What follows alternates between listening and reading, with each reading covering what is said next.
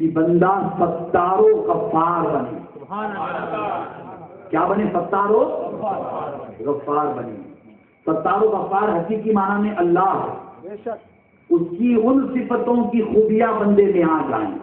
بندہ کیسا بنے؟ ستار بنے اور غفار بنے. ستار و غفار کیسے؟ ستار کہتے ہیں عیب کو چھپانے والا، غفار کہتے ہیں اب کو درگزر کرنے والا. کہا کہ تجھے مرید بننے کا شوق ہے نا، پیر بننے کا شوق ہے، سجادہ نشین بننے کا شوق ہے. وہ لمبے بالوں سے کوئی نہیں بنتا، 10 انگوٹھیوں سے کوئی نہیں بنتا، ہلے تیرے نیلے اودے کپڑوں سے نہیں بنتا. تجھے مرید اور پیر بننے کا شوق ہے نا، تو تجھ میں پہلے یہ 2 خوبیاں ہوں. کیا؟ تاکہ تو دوسرے بندوں کے عیبوں کو چھپا،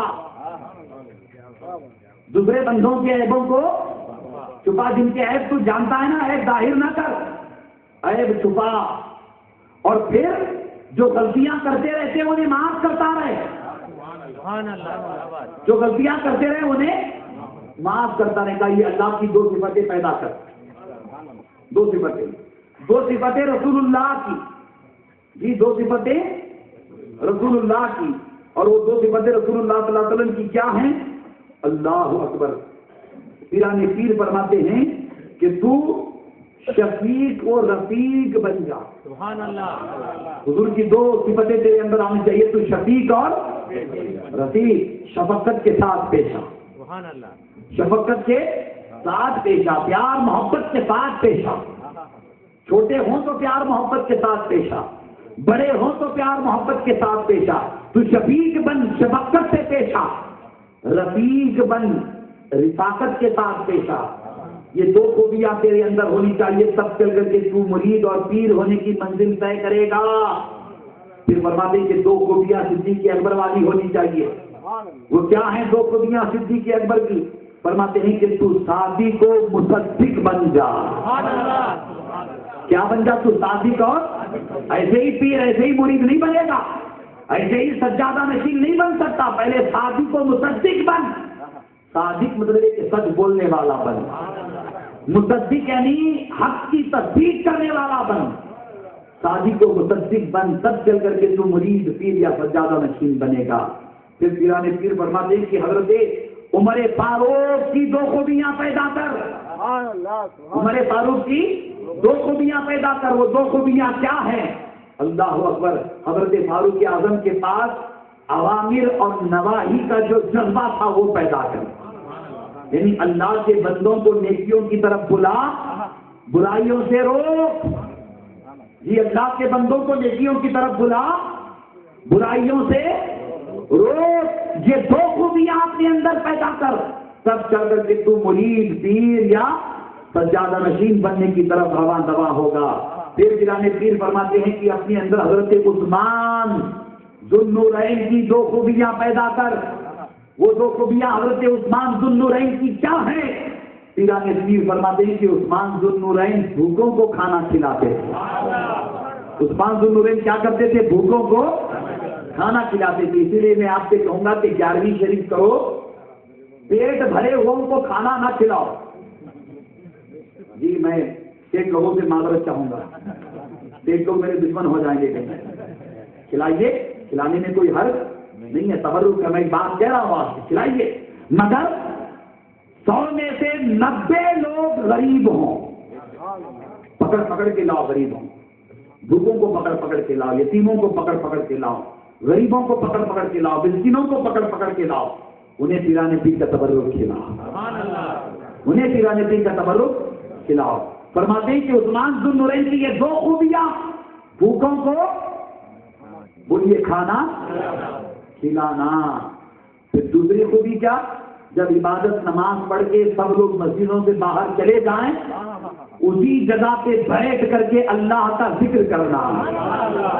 اسی جگہ پہ بیٹھ کر کے اللہ کا ذکر کرنا. ہم لوگ مسجد میں جاتے ہی نہیں تو یہ خوبی کہاں سے آئے گی؟ جی ہم لوگ مسجد میں جاتے ہی نہیں، یہ خوبی کہاں سے آئے گی؟ کہا یہ 2 خوبیاں پیدا کر کے مرید پیر یا شیخ سجادہ نشین بننے کے سفر میں رواں دواں ہوگا. اللہ اکبر. توجہ کریں، سرکار غوث اعظم دستگیر ارشاد فرماتے ہیں،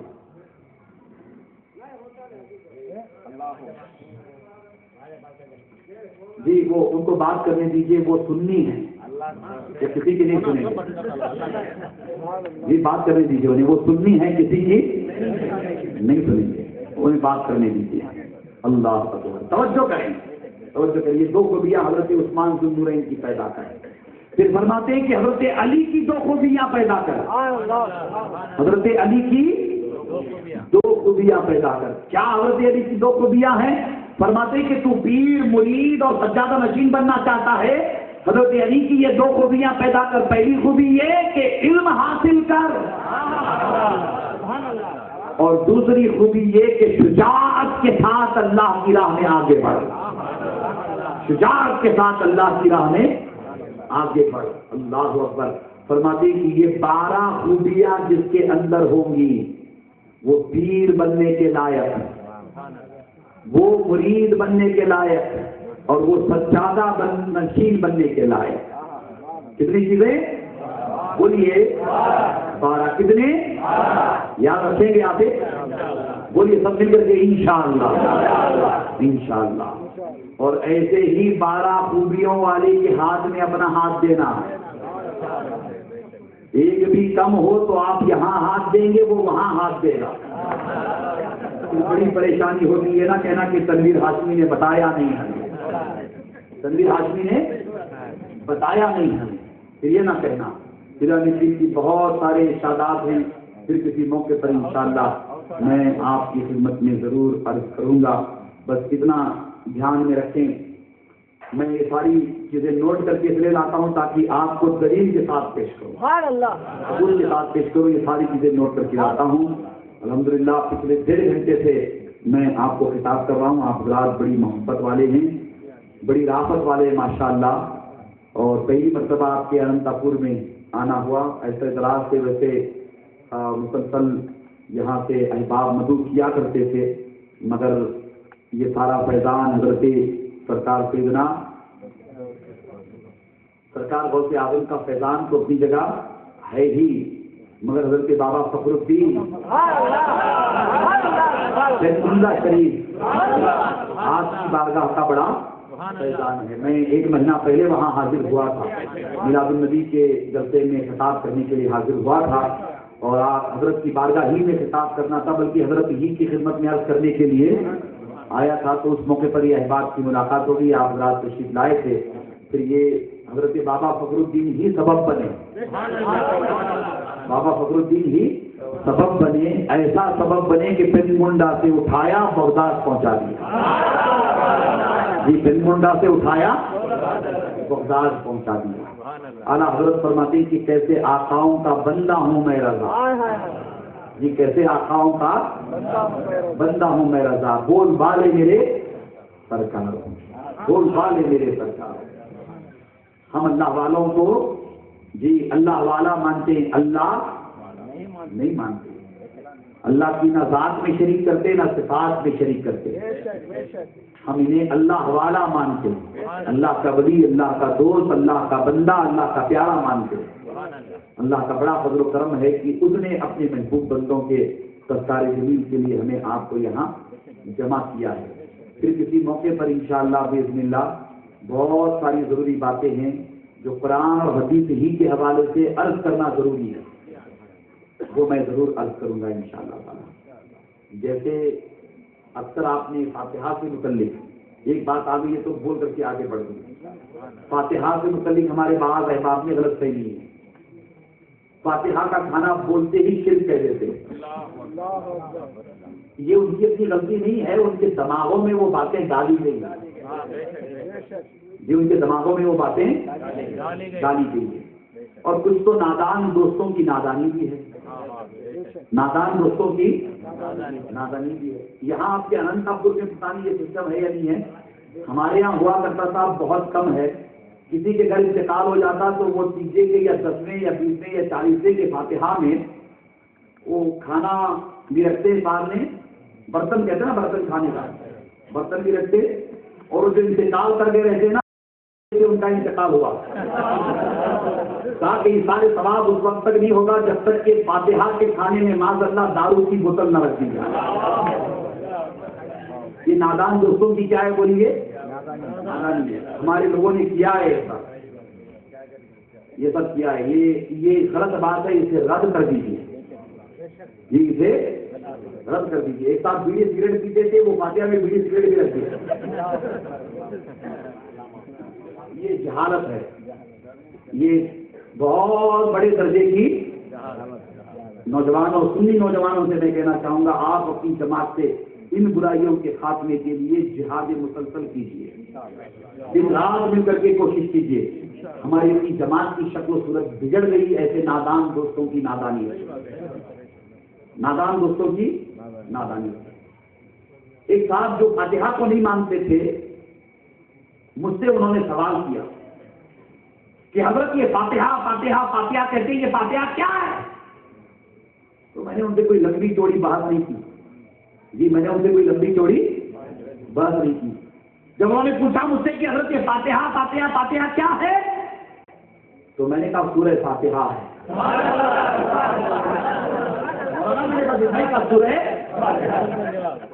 ہاں سورہ فاتحہ ہے. کہاں سورہ فاتحہ ہے. میرا اتنا کہنا تھا, خدا کی عزت کی قسم دوستوں میں بتانا چاہتا ہوں, انہوں نے اپنی زبان سے کہا کہ حضرت پچھلے 25-30 سالوں سے میں فاتحہ کے خلاف تھا, آپ کی زبان سے سن کر کے میں آج سے فاتحہ کا قائل ہو گیا. ہمارے عالم حضرات کیا کرتے, پہلے آستین چڑھاتے ہیں, مسجد سے پہلے باہر کرا دیتے. وہ پہلے ہی مطلب ہے کہ کنفیوز رہتا ہے, اسے اور چیڑ میں لا کر کے, غصہ دلا کر کے. پہلے وہ کمزور بدعقیدہ ہوا کرتا تھا, اب وہ مضبوط بدعقیدہ ہو گیا. آستین چڑھا کر کے, غصے میں آ کر کے, دانت پیس کر کے. کبھی یہ غصہ بیوی کے آگے نہیں چلا جی, کبھی یہ غصہ بیوی کے آگے نہیں چلا. دادا گیری تو ساری کی ساری مسجدوں میں دکھائی جا رہی. سب کے سب ایسے نہیں ہوتے ماشاءاللہ. یہ ہمارے علماء بیٹھے ہوئے ماشاءاللہ, یہ اپنی ذات سے بڑا دین و دنیت کا کام کر رہے ہیں. اہل اللہ ہیں, ارباب علم و دانش ہیں, پڑھے لکھے علماء ہیں. یہ بڑی محبت کے ساتھ اللہ کے دین کے پیغام کو آگے بڑھا رہے ہیں. تو ہمیں چاہیے کہ ہم اس کارواں کو آگے بڑھائیں. کوشش کریں گے نا انشاءاللہ تعالی. پھر کسی موقع پر آپ کی ہماری ملاقات ہوگی تو مزید میں عرض کروں گا. تمام منتظمین کو اور آپ حاضرین کو, خواتین کو بھی اپنی جانب سے مبارکبادی پیش کرتا ہوں. انشاءاللہ باذن اللہ پھر کبھی آپ کی ہماری ملاقات ہوگی تو مزید گفتگو ہوگی.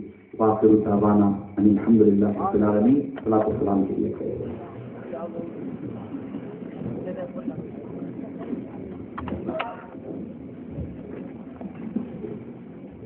محمد صلی اللہ علیہ وسلم. صلی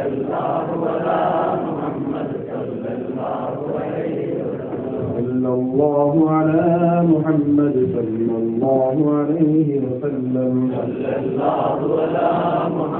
صلی اللہ علیہ وسلم. مدینے کے آقا سلام علیکہ,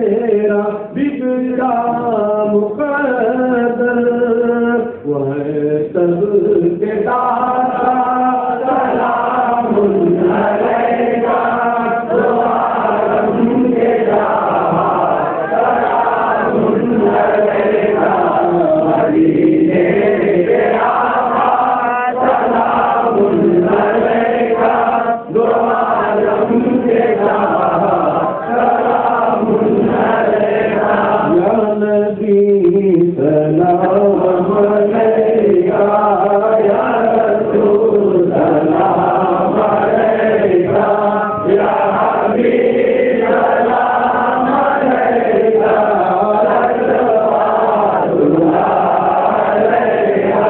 رحمتوں کی تاج والے دو جہاں کی راج والے عرش کی راج والے آخروں کی لاج والے یا نبی سلام